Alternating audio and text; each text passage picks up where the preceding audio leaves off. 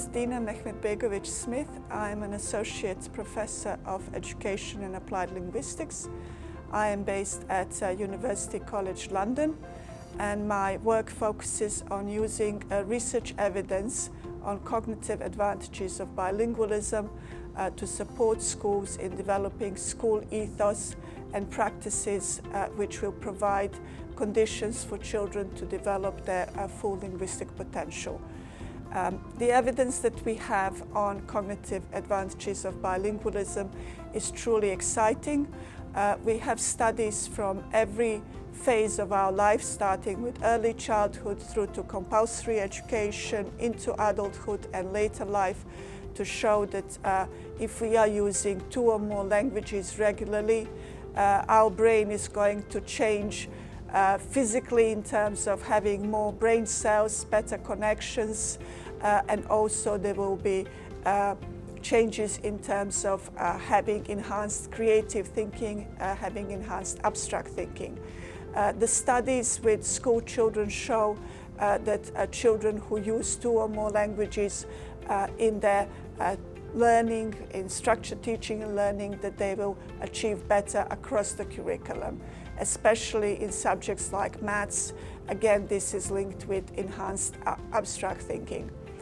In GEMS, our Barsha National School, I work closely with the leadership team on identifying opportunities across the curriculum and across all the phases where we can introduce more practices which will support children to develop their bilingual skills and their biliteracy in English and Arabic.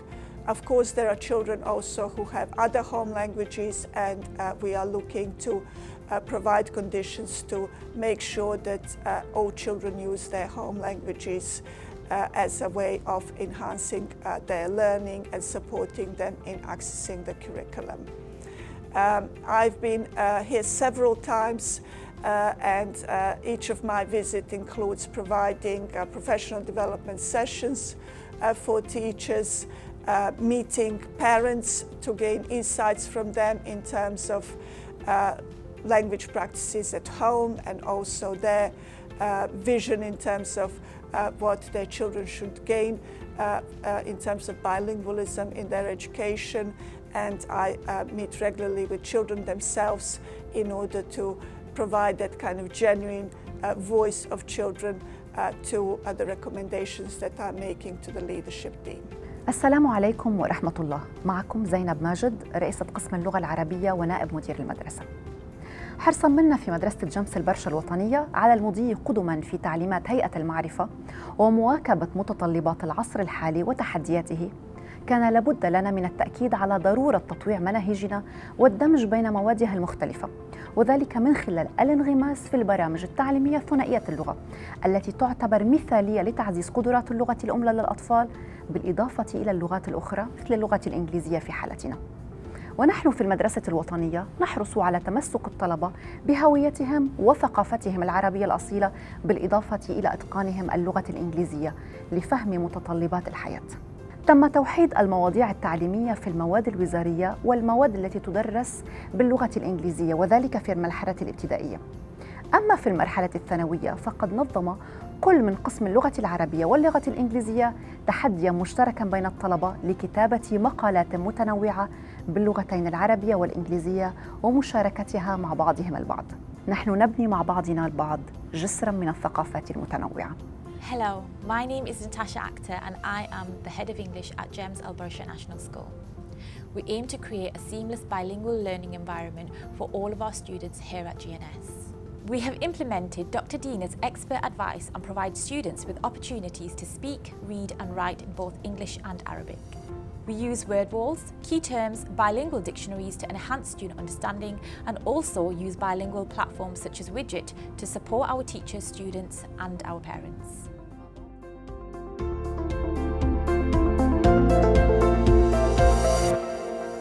So, hello Nisma. Hello, good afternoon. My name is Nisma and I'm an intervention specialist at GEMS Barsha School.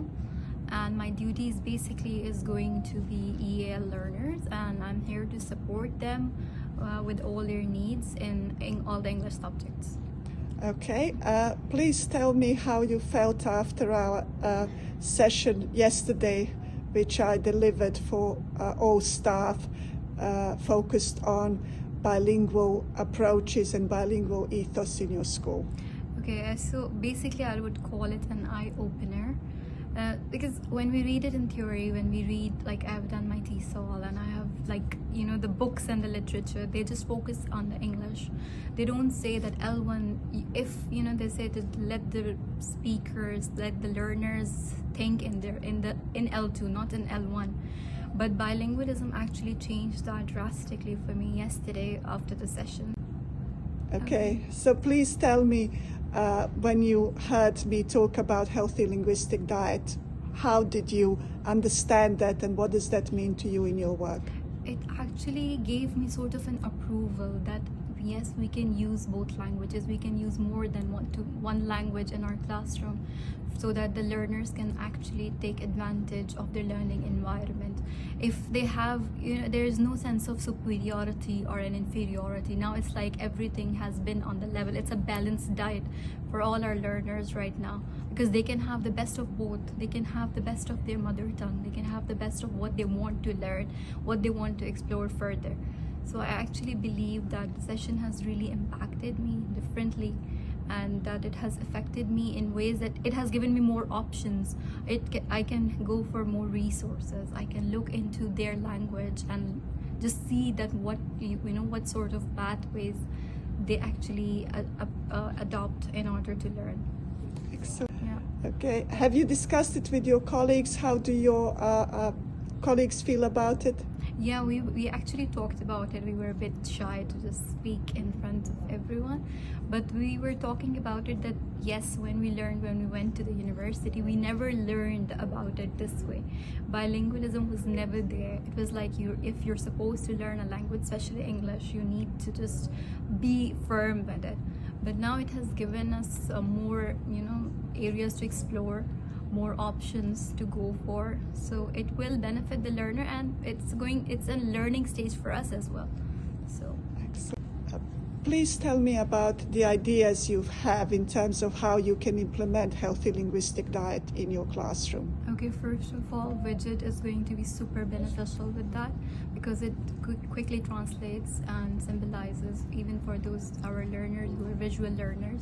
It's going to help them a lot. Secondly, every time when we had a speaking session with our students, they love to express themselves in their mother tongue. So now it's not going to be, no, please, you have to speak in English. It's now, okay, just do it. And we can have a translator, we can have a buddy. Okay, you can translate for him, let him speak his heart. And he's able to express himself more confidently, because now the teacher is not going to stop him. It's going to be, okay, you do it, then we'll translate, we'll figure it out, and then you say it in English again. So it's like building up step by step, but it's going to be a strong foundation. Fantastic. Okay, so please tell us how we can support you further to develop these approaches in your classroom. I think more training sessions would be really beneficial, and I would say more if we peer coach each other. We can attend Arabic classes, they can attend our class, and we can probably just merge from one subject to another. As you said yesterday, like science and Islamic, we can just pick up things all together and merge them together and make can we say a curriculum, a brand new curriculum for all of this together, a blending. Thank you. Hello, Gareth. Please tell us what your role is and how you feel about the impact of the session yesterday on using bilingual approaches in your school. Yes, I'm Gareth. I'm the assistant principal for primary. And the session on bilingualism yesterday was really, really informative. Very useful for teachers that are new to the country, and being in our particular school with our particular context, it gives them a good insight into what's required to support the children the best they can. Nisma, who you met earlier, is one of our intervention teachers with a primary focus on English.